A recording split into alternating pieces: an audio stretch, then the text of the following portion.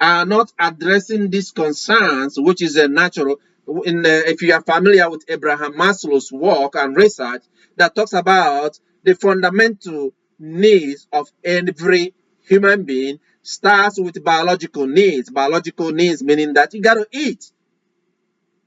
So people cannot talk about why people are angry. And here in America, for example, we say a hungry man is an angry man. But people cannot understand why people are angry and why people are reacting in a certain way. People don't want to talk about that. People don't want to address those issues. People are the next level of the human being basic needs, according to Maslow law, is what is that? Clothing. People need to have clothes. They need to feel protected. The dignity of a man. People need to have a home where they're going to live. The issue of the housing crisis with all the people, homelessness, people living anyhow, sleeping anyhow, people finding home in an abandoned building. Nobody wants to talk about that. So now last Sunday when we talk about the red herring flaws, anybody who is making arguments contrary to these basic human needs, this issue, a legitimate issue that is evidence everywhere around you, because you talk about facts and evidence, but they want to shift focus into something that is not important. For example, IPOB, and put them into a place where they don't belong and give them, make them an issue, or make Oduduwa Nation agitators issue, or if he's here in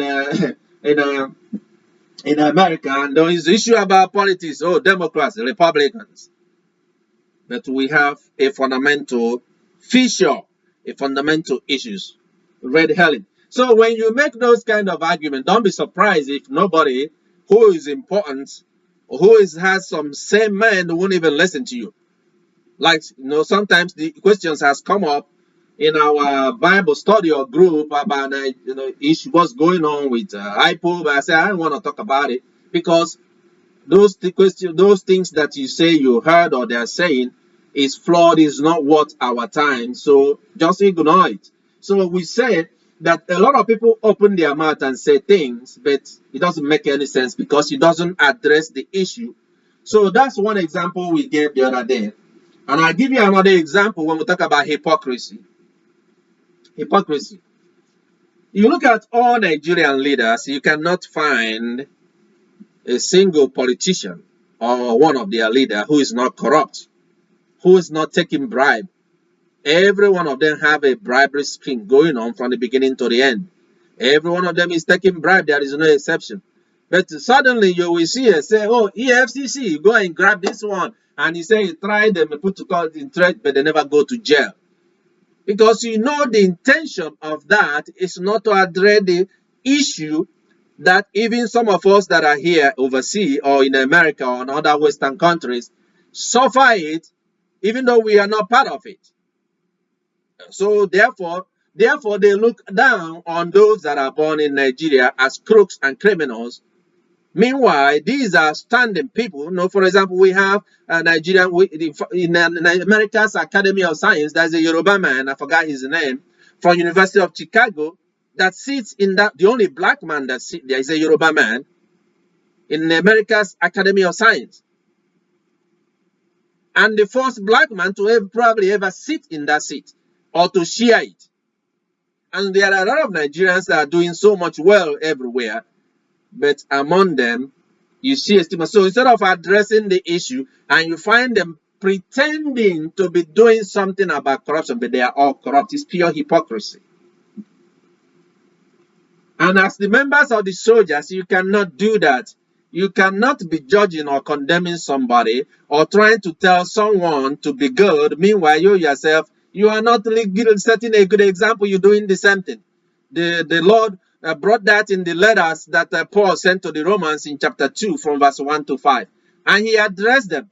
And he told them, you Christians, and you're claiming to represent Christ, and you are all over there, but you're doing exactly the same thing. Hypocrisy.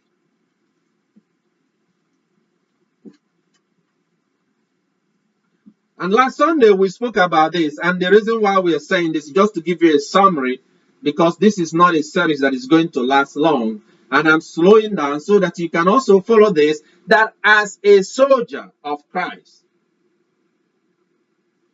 you receive a training as a soldier, a vigorous training that prepares you as a soldier before they deploy you. So the question you ask yourself as the soldier is that, how vigorous is your training in understanding and mastering this word of God that we are presenting to you, so that you understand it?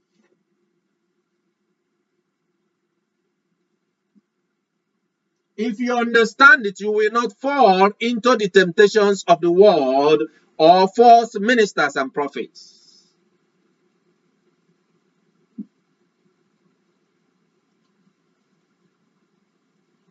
There are a lot of people, they make up statements, they like to say things.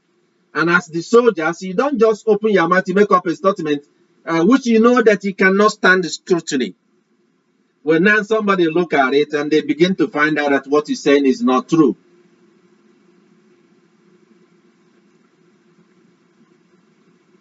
Oh, Igbo people are criminals. All of them. All Igbo people are criminals. That's how they make their money. Oh, Yoruba people are traitors. You can't trust them.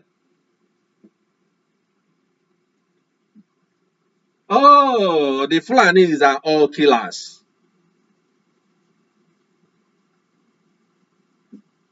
Oh, the Hausa people are lazy. So I'm just using my things that I'm familiar, which most of you are familiar with, that you know there is no truth to that, because then it becomes now a problem. Because in that particular system, this particular statement is nothing but generalization, drawing conclusions that is not supported by facts. Because it is impossible for all Igbos to be criminals. It is impossible for all Yorubas to be traitors. It is impossible for all Hausas to be lazy. It is impossible for all Fulanis to be killers. Oh, South people, they are prostitutes.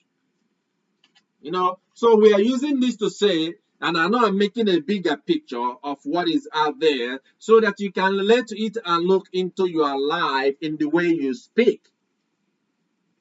We have seen people saying these things, and as they say these things, they themselves are not Christians because they are not living an example